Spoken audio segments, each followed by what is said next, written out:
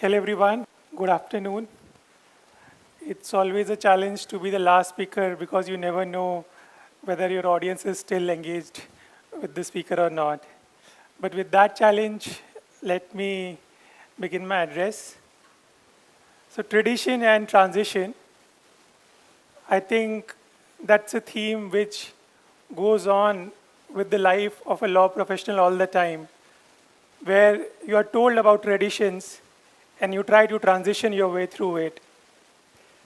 In that theme, I reflect on my life, my work that I've been doing, and I would like to share with you about that. But before that, I also remember that when I came here yesterday evening, I was remembering my initial few days in RMNLU, and I remember one incident which I thought I'll share with you before I talk about anything substantive. So it was initial few days of RMLNLU, and our English teacher had said in class one day that tomorrow you will all have to speak about yourself for few minutes. And I was a very introvert student then, so much introvert that I didn't turn up next day for class. And today, what's more extrovert than doing a TEDx talk? So with that thing in mind, I'm happy to be back on campus after a significant time. So when I think of my own journey as a law professional, initially as a law student and now as a law professional, I think like everyone else, my journey is not just my journey. It's a journey across generations. Dreams and aspirations can travel across generations. Dreams and aspirations which your parents or your grandparents or your ancestors had could travel with you, and you might be living that aspiration and dream for them. So for me, there was no one in my family who had initially done law or had thought of doing it. My father was the first graduate in his village. So my mother was also one of the few graduates in her village. And they believed in the power of education. And they believed that the children had to get good education if they want to do something in society. As the famous quote by Dr. Ambedkar goes, educate, organize, and agitate. So educate is the first part which must be there if we want to change something in society. So for my parents, I think they wouldn't have thought that the child would go into the law field and would become a law professional. But as I said, dreams and aspirations can travel across generations. So when I think of my law school days, I'd say it was a life of transition for students to come to a law school. And that transition is very sensitive. For some students, it can be life-changing. Of course, it is life-changing for everyone in certain ways. But in that transition, I think we must consider certain issues that we face in every university, that when students come to those universities, we see there are certain traditions in the university, how students are going to be treated by the students who are present.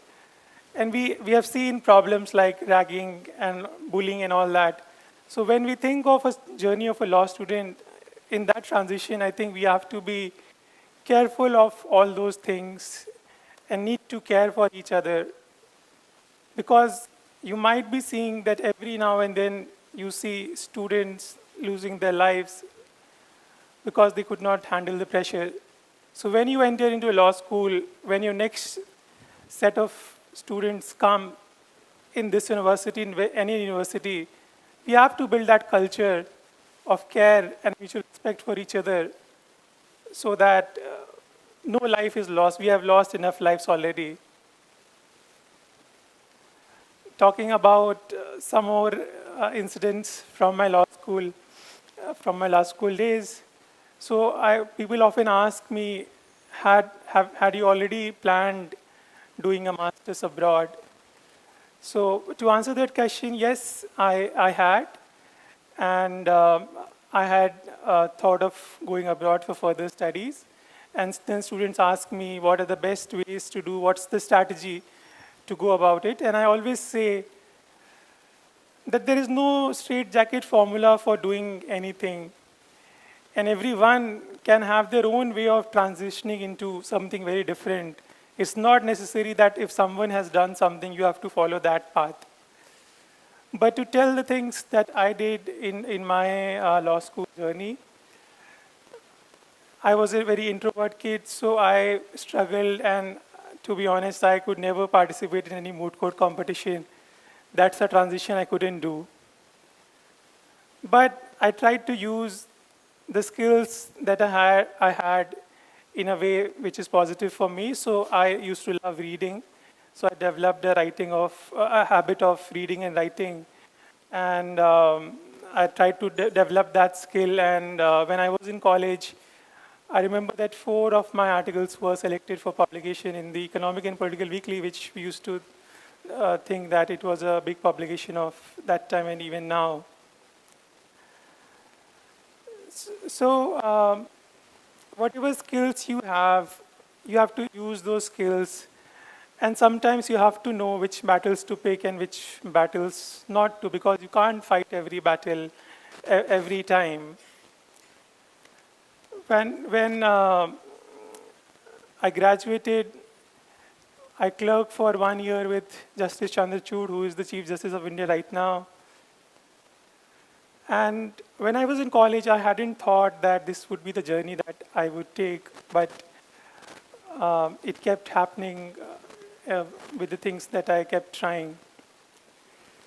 And while working at the court, I had applied for master's admissions abroad. And when I got the admission letter, you wouldn't believe me that I couldn't believe that this is going to be my letter. And for next 1 month, every day I would open that email and see if it's my name only in that email.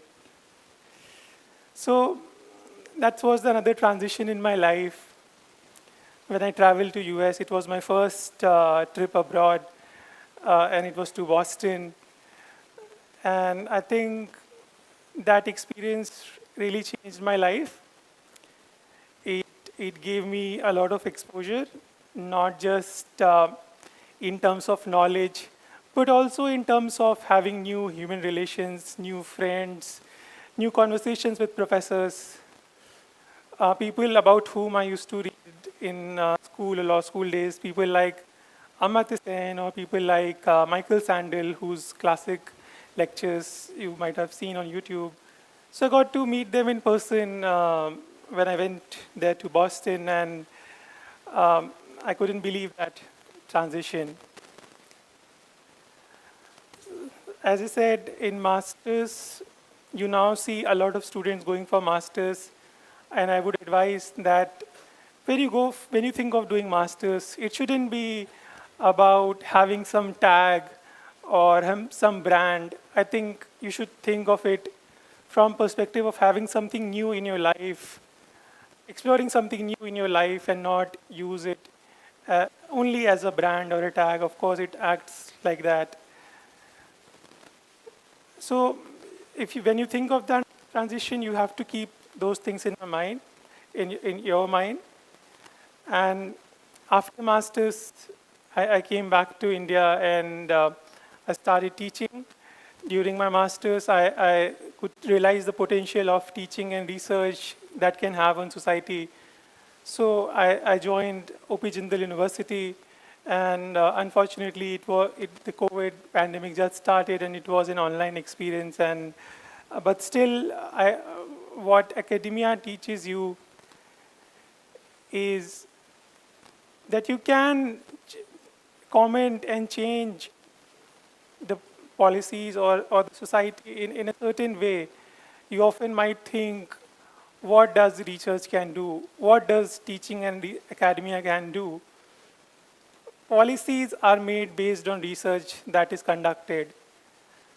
So it's not like that if you are doing research or teaching, it doesn't change anything. It does. And so many policies that you see, even during the pandemic, for me, based on research. And it's one way of career choice that you can have. After spending some time in the university, um, I started working at the Supreme Court of India. So when Justice Chandrachud was a judge, I had a deal with him that when he takes over as Chief Justice, I'll come to the court and help him in his administration. So when that moment came, I was here and I started working at the court. And my role as a court, a lot of people ask me, what's your role in the court? So it's like a bureaucrat in the judiciary, in the court administration, that you are handling the background work of the court in the work that the judges and the Chief Justice of India does. So that's my role majorly. And after that, I recently published a book about which a lot of you have asked since yesterday. It's called The Foresighted Ambedkar Ideas That Shaped Indian Constitutional Discourse. It was published this year, and I thought I'll talk about it a bit as well because it also deals with today's theme of tradition and transition. So before doing that, I would also tell you how the idea to take up this book came in my mind. And this institution has a very big role to play in that. I clearly remember the initial classes on constitutional law which Professor C.M. Zariwala had with us. And he would often say in class, while talking about the founders of the Indian Constitution, that we haven't given that much credit to Dr. Ambedkar in the framing of Constitution as compared to the work that he had done. And that idea just stuck in my mind, and it remained with me for all these years. And I was reading about it, not with the intention of writing a book, but it was something of interest. And when Penguin approached me to think of a book and write about it, I was pretty clear that this is the first book that I would like to have. So in the book, I talk about traditions, certain traditions which were in existence in India in colonial and pre-colonial times, and the transition which was happening in Indian polity and Indian society in those years, and what role Dr. Ambedkar had to play in it. And I write in my book that we are often told, or we often study in Indian constitutional law, that Indian Constitution was framed by a Constituent Assembly set up in 1946 and acted till 1950. But in my book, I question that tradition, that line of thought, and I say that the process of drafting of India's constitution was much broader, and it started with the process for framing of Government of India Act in 1919, and there were so many constitutional moments or so many occasions when the Indians were negotiating with the British to frame a constitution. And in all those negotiations and conversations, some of the ideas or most of the ideas which we now see in the Constitution actually came about. So it isn't that suddenly a group of people came together and framed a Constitution. It was a constant process that was happening. And I write that Dr. Ambedkar had a very crucial role in that process. And to highlight some of the points from the book, you would think that in 1919, there was a Southborough Committee which was dealing with the question of having some form of government for Indians and whether Indians should get the right to vote. And one of the invitees by the British government was Dr. Ambedkar. And you wouldn't believe that he was just 28 years old. Some of you would turn 28. And the clarity that he had in those days was significant. And at that age, he was pretty clear in suggesting to the British government that all Indians should have the right to vote, and it should not be limited to only those citizens or those Indians who had some property or some educational qualification. Similarly, one interesting idea which you might find is that in 1930 itself, uh, Dr. Ambedkar was thinking about having separate reservation for women in government institutions. And you see that that transition that he was trying to make has been made a tradition now by a constitutional amendment. So you could find more about the constitutional discourse in Dr. Ambedkar in the book. But I thought I'll share a few points as it relates with the theme. And one of the last thoughts that I want to share with you is that when we enter these institutions, and I would say that all of us have been fortunate that we came into this university because the resources that you have here are much more that with time that you realize that many other students or universities don't have. And we often make the mistake of taking these things for granted, the things we have with us. We think we don't care that much for it, and it's with only time that you realize that you already had it. And when you graduate, I see many good, hardworking lawyers or students wouldn't had that experience of having so many resources. So I would say that when you are in a phase of transition, just reflect on the things that you have had and the things that others did not have, and be conscious of that, because that helps you recognizing the privileges or the good things that you had in life and which others did not. So if you are conscious, then you can do something about it.